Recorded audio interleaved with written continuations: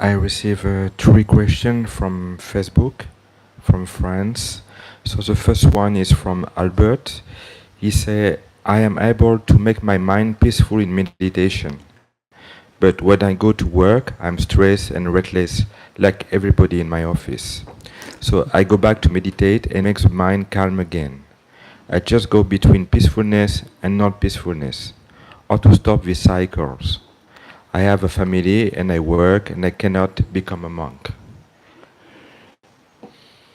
Well, you have to try to be mindful when you work and use common sense or the teaching of the Buddha to remind you that everything is impermanent. The work you do, the money you get, is just for maintaining your life. Once you die, you're gonna lose everything. So you shouldn't get to be too attached to what you do. Try to work in a relaxed manner. Win some or lose some. You don't have to win all the time. In order to maintain your sanity. The problem is when we do something, we want to achieve, we want to accomplish. And sometimes it causes us a lot of stress in order to achieve, to accomplish what we want. But if we just say, what's the point of achieving all these things when you don't really need them anyway, then you might sort of slow down your ambition and just work to live, to maintain life, and to have the basic necessities of life. Then you can then become more relaxed while you work. Okay. The second question from Nadia. How to practice Vipassana meditation? Vipassana is the second level. Before you can practice Vipassana, you need to have Samatha Bhavana. You have to have jhana. You have to make your mind calm. Because in order to see the truth of Dhamma, you need a calm mind. The mind that is not calm is like a cloudy glasses that you wear. Before you can see things clearly, you have to wipe your glasses so that it becomes clear. Or else you can see not seeing what you actually see. Instead of seeing a dog, you might think you're seeing a cat. But once your mind is completely clear, then you'll see things as they are. Things that the Buddha wants us to see in Vipassana is impermanent. We want, and no self or nothing belongs to you. But we tend to see things as permanent, as something that belongs to us and will give us happiness. But in fact, the truth is, nothing is permanent. Nothing can give you happiness all the time. Sooner or later, your happiness will disappear, and then your sadness will reappear. Because you cannot control them, keep them, make them to be with you, to give you happiness all the time. If you don't have samatha, your mind is not clear enough, you won't be able to see these three characteristics of existence. So you need to have a clear mind by meditating to calm your mind first. You have to stop thinking first. When you stop thinking, your mind becomes clear. Then when you withdraw from your samadhi, your mind will still become clear and lucid. Then you can point your mind to look at impermanent. Ask yourself, is there anything in this world that is permanent? Or at least anything that belongs to you that is permanent, that really belongs to you, that will guarantee you lifetime happiness. This is what you have to teach your mind, so that you then would not rely on them for making you happy, because you will see that sooner or later they can disappear from you. Then it will make you sad. But if you are not attached to them, rely on them to make you happy, if they disappear, it won't hurt you. So this is vipassana. You have to see everything is impermanent, that the happiness that you get from them is temporary, and it can turn into sadness when you lose them. And you cannot keep them and belong to you all the time. Sooner or later, you will lose them. So this is what you have to constantly remind yourself. Vipassana is not just one look at things. You have to look at it all the time. Look at the three characteristics all the time. No matter what you see, you must see impermanent, temporary happiness. Not your possession doesn't belong to you. You're going to have to lose them one day. With everything, whether it's money, your status, your house, your family, your husband, your wife, your daughter, everything that you have now, they are all impermanent. They can leave you at any time, and then it will make you sad. If you know this, then you will start to detach yourself, not relying on them to make you happy, and turn to meditation as a means of making you happy instead. Okay, thank you. And the last question is from Yasmina. My family is Muslim. I practice Buddhism meditation, but my family doesn't know about it. I would like to tell them, but I'm afraid of their reaction. What I have to do? Well, if you don't need to tell them, then there's no need to tell them. It's nothing wrong not to tell people what you do, because what you do is nothing. There's nothing wrong. It's good for you, but they might not understand, and then so it's better not to tell them. But if they insist on asking you, then you cannot lie. If you cannot tell them, you don't want to tell them, you just keep quiet. Don't reply. But you feel pressure to reply and say, yes, I do some meditation. But that doesn't mean I don't believe in what that I've been taught in Islam. I still believe everything. I still practice Islam, except that I find it's lacking.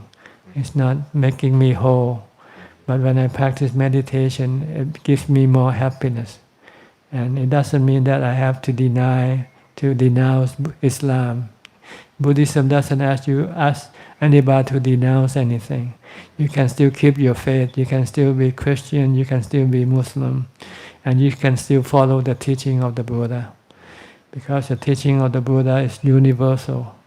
It crosses the boundary of religion, of race and creed and nationality. Everybody can benefit from the teaching of the Buddha. And it doesn't require that you have to denounce your nationality, your citizenship, the religion that you have. You can still have everything that you have, and you can have more. See, Buddhism will fulfill the hole that is lacking, the emptiness that is lacking in your religion.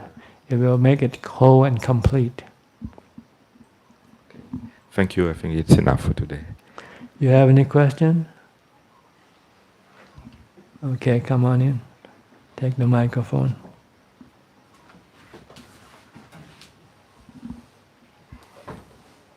Ajahn, I have a couple questions. One is, since I was listening to the talk, but I don't speak any Thai, could you summarize what you said earlier? Oh, I just talk about suffering that we all have. The result from being born.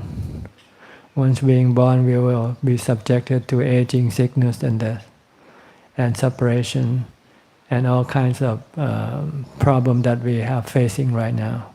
Without the body, then there wouldn't be any problem to solve. See? So the best thing is not to be born. If you want to get rid of your problem, the Buddha say all problem will be solved by not being born. And in order not to be born, you have to stop the cause that cause you to be reborn again and again.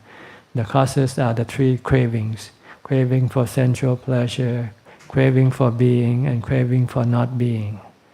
And in order to eliminate this craving, you need the practice of charity, morality, and meditation. That's pretty much what I said. Thank you. Another question I have is, I contemplate the Four Noble Truths intellectually, but I don't understand them. How can we see the Four Noble Truths for ourselves? The Noble Truth is a roadmap that point to the incident inside your heart, in your mind. Suffering is when you feel bad. So when you feel bad, if you want to know the cause of your suffering, ask yourself, what do I want? Usually it results from your craving or desire for something. When you want to have a smoke and you cannot smoke, you feel bad. So in order to get rid of this bad feeling, it's not by smoking, but by giving up smoking. Because once you have given up smoking, you have no desire for smoking, then you won't have any problem with smoking anymore. Then you won't have any bad feeling that arises from your desire to smoke cigarettes. So this is what the Noble Truth is about. Your bad feeling that arises from your cravings. But the way we solve our bad feeling, instead of giving up our craving, we do what our craving asks us to do. So we keep maintaining the craving in the mind forever. The cravings in the mind will only disappear when you stop serving them. When they ask you to crave for something, you say no. Just say no. That's what the slogan when people want to stop their addiction. You just have to say, just say no. Don't do what your craving asks you to do, because you will keep on craving for more and more. Craving is boundless if you keep following them. And craving can be eliminated by saying no, by not following your cravings. And in order to do this, you need a strong mind. So you need to practice meditation first, to have a strong mind to resist your cravings. Or else you will not be able to resist your cravings. That's why you have to practice morality, charity, and meditation. Because charity supports your morality supports your meditation. They are prerequisite to one another. Before you can have morality, you have to have charitable. You have to be charitable. Before you can meditate, you have to have morality. So they come like a prerequisite to the other. Thank you. When I'm staying at a monastery, I find an easier time to say no to my cravings. But when I'm outside the monastery with other people, I practice dana, sila, and bhavana, but I find I sometimes lose faith or sort of forget or sort of think that it's not as important to say no to my cravings. That's why you don't go outside the monastery. If you want to win, you want to accomplish total control of your cravings, then you don't go outside of the monastery. You become a monk. See, Buddha required at least the first 5 years you stay with a teacher. And most teachers will ask you not to go anywhere, just to stay in a monastery to achieve your superiority over your cravings. Once you have achieved superiority, then you can go anywhere, because you will not be under the influence of your craving anymore. But before that, you have to raise the ability of your mind to the level in which you can eliminate your cravings, resist your cravings. Once you have done that, then you can go anywhere after that. Can I ask one more question? Can you explain the third fetter of Silabhata Paramasa? This is not seeing the benefits of maintaining morality. Because if you don't maintain morality, when you die, your mind will be reborn in the unhappy realm, in the realm of the ghosts, in the realm of hell, or in the realm of animals. Because this is the result of your not keeping the precepts, maintaining morality. So But when you become enlightened, you'll see the future of your mind. What will happen to your mind when the body dies? If the mind did good karma, it will then go to the heavenly realm. If the mind does bad karma, it will go to the hellish realm. And so every enlightened person from the first level to the fourth level will maintain morality at all costs. We have no doubt in the benefit of keeping the precepts, not in not doing any bad karma. So until the point where you can see the effect of karma on the mind, do you just take it on faith? On Yeah. faith. Yeah. And because right now you are like a blind person, so you need the guidance of a person who is not blind, like the Buddha and his noble disciples. But once you become a noble disciple yourself, you will have opened up your inner eye, your spiritual eyes. Then you can see the spiritual world that you don't see with your normal eyes. Then you will have no doubt in the benefits of maintaining morality. Okay, thank you, Ajahn. Ajahn, could you explain the meaning of supatipano, ujupatipano, nyayapatipano, samichipatipano? It means practicing supatipano, means practicing good practice is supatipano. Mean you have to, if you're a student, you have to be an A student. That is supatipano. If you're just a B or C student, it means you're not a supatipano. So you have to achieve full capacity of your ability. You have to achieve the maximum of the result of your practice. Then you are supatipano. You do to your fullest capacity is supatipano. Yaya means to practice directly according to the Buddha's teaching. Follow every teaching of the Buddha. Do not deviate from the Buddha's teaching. Yaya patipanno. Ujupatipano. Ujupatipano means to practice following the teaching of the Buddha completely. Yaya means to practice for the purpose of elimination of dukkha, of suffering, not for other purpose. Not to be an abbot, not to be anointed as a whatever, not practice for praise or for gain, for fame or fortune. Practice for the eradication of suffering. Is yaya patipanno. Samiji means to practice correctly, not practice wrongly. Everything has to be samma, samma sati, samma samadhi. Not miccha sati, miccha samadhi, miccha titti. So you have to practice correctly. So these are the 4 ways of practicing that will make you become an arahant, become a noble disciple. Thank you.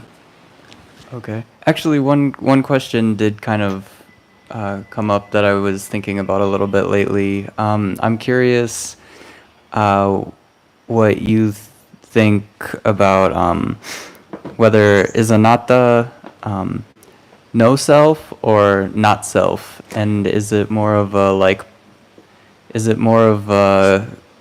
ontological existence claim, or is it more of a practice directive to say contemplate things as being not self? It's the truth. The truth is there's no such thing as a self.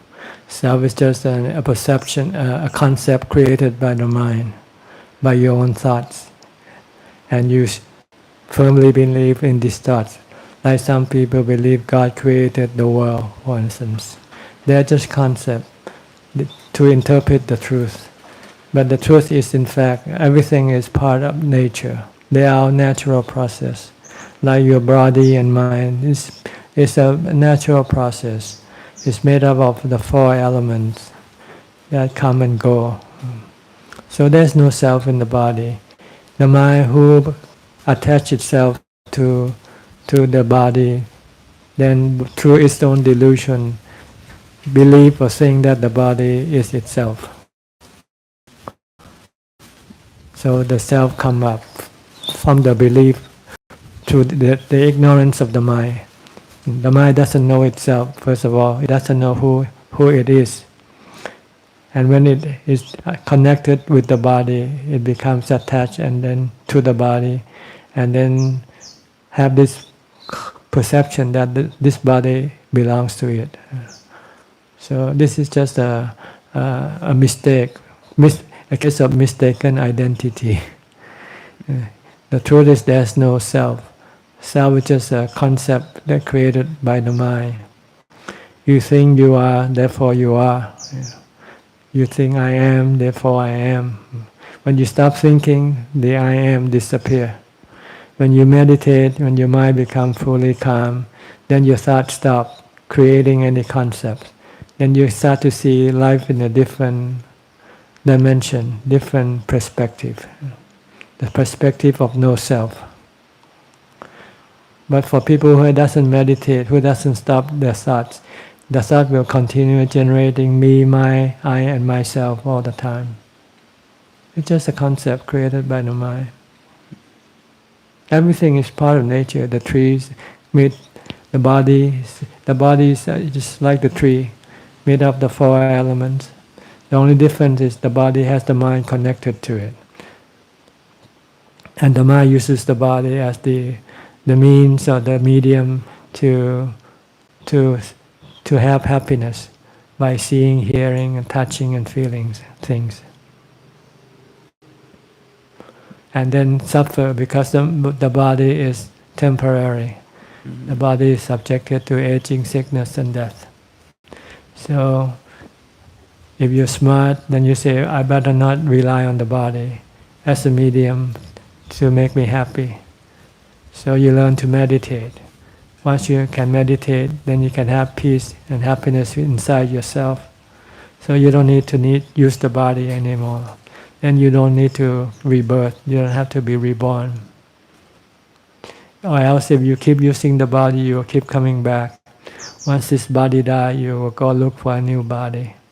Connect your mind to the new body, and then use the new body as the medium to get you happiness. But if you can meditate and become happy within yourself, and then not relying on the happiness through your body, then you don't need the body anymore. Then you don't need to have rebirth. When there's no rebirth, then there's no aging, sickness, or death. So this is what the Buddha did. And then he shared this knowledge with us. And beyond mind and body is still anatta?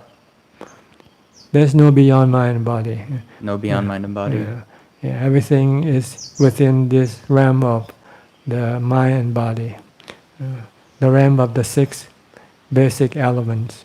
Everything in this whole entire universe made or composed of the 6 elements: the earth, water, air, or wind, and fire, and the space element, and the mind element. The knowing element is called the mind. When they come into contact, they create things like trees, mountains, and planets, stars, moon, and so forth. And then they eventually breaks up and then reform again. This is the cycle of this natural process that keep creating and destroying itself. And we are part of this process. And once you know, then you can extract yourself from this process by not attaching your mind to the body. Then you can exist alone as the knowing element, without having to have any interaction with the other element.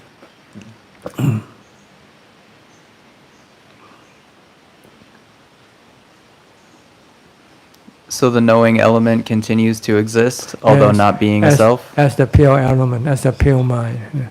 The mind of the Buddha, all the Buddhas and all the noble disciples They are the knowing element that is pure from greed, hate, and delusion. So they don't need to interact with the other four elements. They can exist independently, being happy alone. Doesn't need to have the four elements to make them happy anymore. This is the process of extracting your mind from the world of the existence, by not relying on your body, by meditation. Once you become calm, then you don't need to use the body to take you to see, to hear, to taste, to smell things. But when you don't meditate, your desire, your craving comes up, and then you have to use the body. So you have to entirely, completely detach yourself from using the body as the means of making you happy. Once you can do that, then you can exist alone, independent. Thank you. Okay. We have another question from Naomi. If a renunciant cannot give dana and has not yet attained samadhi, but is putting forth effort in meditation and wants to share merits with the deceased relatives, how can they do that? Well, the Buddha only taught one way of sharing the merit, from giving to charity, like donate your money to the monastery, give things to the poor, or help other people, make other people happy. Then you have this sense of happiness inside your mind.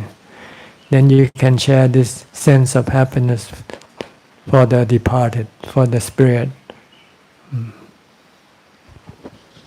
Okay. About the knowing element, is that is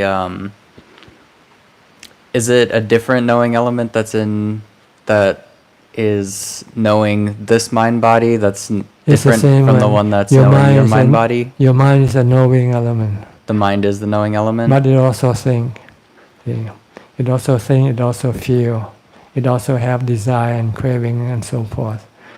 You want to tame your mind to get rid of your craving and your desire, and just to be just knowing and not thinking too much. Only think only when you have to.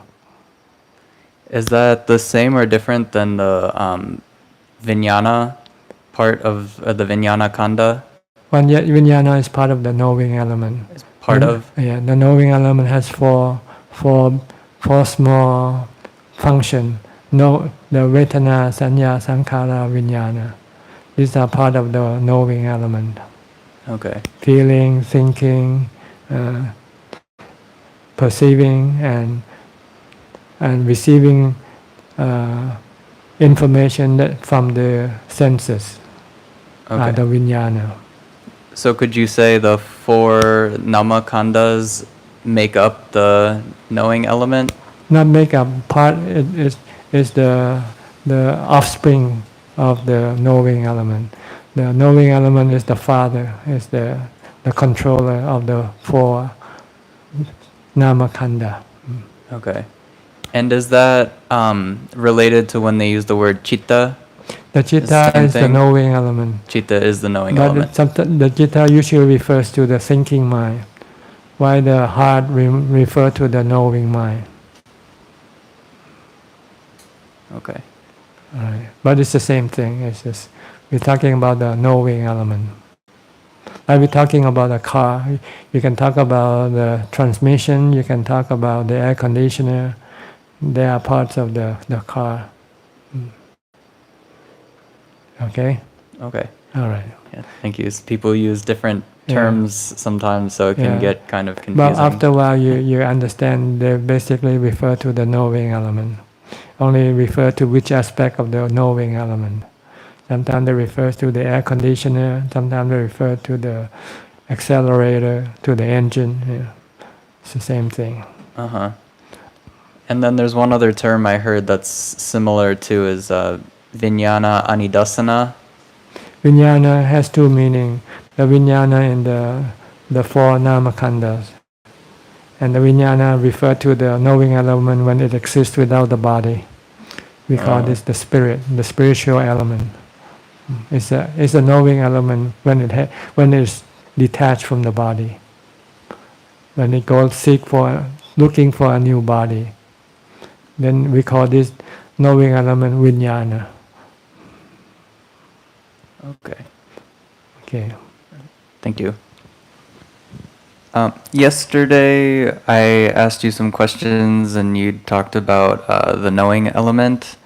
And I was wondering if when you're practicing meditation, like say satipatthana or like observation of the body or sensations, if there's a particular way that's like more effective in like not developing, but noticing that like knowing element. Like, should you watch the mind as the mind sort of watches sensations, or just watching sensations and just the bare awareness? Well, the bare awareness is just the method of developing mindfulness to stop your thinking, so that your mind can become calm and peaceful and happy. Once you have happiness inside yourself, then you can teach your mind to let go of the other things that you rely on to make you happy, such as your body, your feeling, and your emotions. So the first step is to have peace of mind by developing mindfulness, by meditation. Ultimately, you have to use anapanasati. You have to sit down, close your eyes, and watch your breath at the tip of your nose. And use it as a point of focus to stop your mind from wandering and thinking about everything else. If you can focus and concentrate on your breath, eventually your mind will stop thinking. Then you will have samadhi, appana samadhi, where you will feel blissful and happy. Then you know this is the right kind of happiness. The kind of happiness that you used to have is the wrong kind, because it creates all sorts of stress and anxiety for you. You use your body, you use your money, you use people, things to make you happy. But these things, they are not stable. They're constantly moving, changing, and once they are not what you expected, you become sad, and when you're with them but you're not so sure how long will they be with you, you have anxiety and worry and stress. So you discover that the method that you used to give you happiness is not a good method. It's full of stress and anxiety and suffering. So once you have discovered the new method, which is making your mind peaceful and calm through meditation, then you can then let go of the older method. You can let go of your body, your money, and everything. You can live as a monk and just enjoy as much better, because this kind of happiness has no worry or anxiety involved. So you let go of all the things that you used to make you happy, your body, your feelings, your emotions. You let go of them, don't rely on them to make you happy. Then you will not be stressful, because these things, they keep changing. See? Once you think you got the right kind of sensation, the right kind of feeling, the right kind of emotion, they only last for a few days or moments, and after that they're gone, and there's something else keep replacing them. But with this bliss that you get from samadhi, they are always there, constantly at your side. You can call it up anytime you want. So once you can get rid of all your desire for other things, your bliss that from meditation will turn into a permanent bliss. See? The bliss that you get from meditation only happens when you meditate. But once you can develop wisdom to see that everything that you used to rely on to make you happy is unreliable because they are impermanent. They are not under your control. Then you let go of your cravings for those things. Once there are no cravings in your mind, then the mind becomes automatically peaceful without having to enter into samadhi. So you have a permanent peace, regardless of whether how your body is doing or whether you have money or not. This thing will not disturb or destroy the happiness that you have from getting rid of all your cravings, your desires. This is called nibbana. Your mind, without the three cravings of sensual pleasure, craving for beings, and craving for non-being. So that's the goal of the practice, by developing mindfulness. First, to have samadhi, then use wisdom to let go of your cravings on the things that you used to crave for. Once there are no cravings, then your mind becomes automatically peaceful and blissful. In regards to letting go of cravings and attachments, is it more effective to start trying to restrain yourself through self-discipline, or to focus more energy and attention on your meditation, and then it'll sort of naturally, you'll feel more detached? You need both. You have to restrain your cravings and then concentrate on developing your mindfulness and meditation. They go hand in hand, because one is the negative side you want to get rid of, one is the positive side you want to develop. So you have to do both hand in hand. That's why you keep the 8 precepts, to restrain your craving for sensual pleasures. And then you meditate, develop mindfulness to create this peace of mind. You need both. Thank you. Yeah, I see that, but I find myself still kind of addicted in that way. But anyway, everybody starts like that, and then eventually you'll come to the right conclusion that there's no other way but the way of the Buddha. But you're still stubborn. You still, I still can have fun. I still can have. But you run into problem. You run into difficulties. And then you say, the way of the Buddha is the better way. Free from anxiety, free from stress. But you have to be strong. You have to restrain your cravings. The problem is, if you cannot restrain your craving keep pulling you back to your old method of finding happiness. That's why you have to live in the monastery and be restrained by the rules of monastery in order to curb your cravings. If you're at home, there's nothing to curb to prevent your cravings. But in your monastery, you cannot do this or that. But it's just how long you can remain in a monastery. That's the problem. The Buddha said, if you ordain as a monk, you should stay with a teacher for at least 5 years. Let the teacher decide whether you can go anywhere or not. Most teachers will say, no, you just stay put and develop mindfulness and peace and keep restraining your cravings. Then eventually you will succeed. Then you'll find no need to go anywhere, because happiness is in yourself, not somewhere else. Your craving, your delusion, keep misleading you to think that happiness is somewhere else inside yourself. But once you have discovered the peace and calm and bliss that you get from meditation, then you know this is where the real thing is, inside yourself. You got the best thing waiting for you, but you keep ignoring it because of your delusion. Your delusion say, my wife is better, my traveling is better, than staying meditating.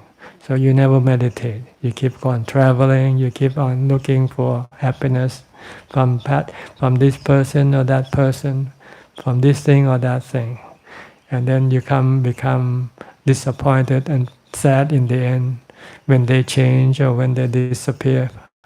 They left. They run. They go out of your life. Then you become sad, lonely again. But once you're sad and lonely, you keep replacing them with new things, new people, without realizing that you're replacing the same old problem. No matter how much you replace, you will have to lose them anyway, sooner or later. So better have peace and happiness from meditation, because they will never be replaced. They will not leave you. They will always be with you. Once you know how to have it, you can always have it. Don't you have any question? Yes, I have. Okay.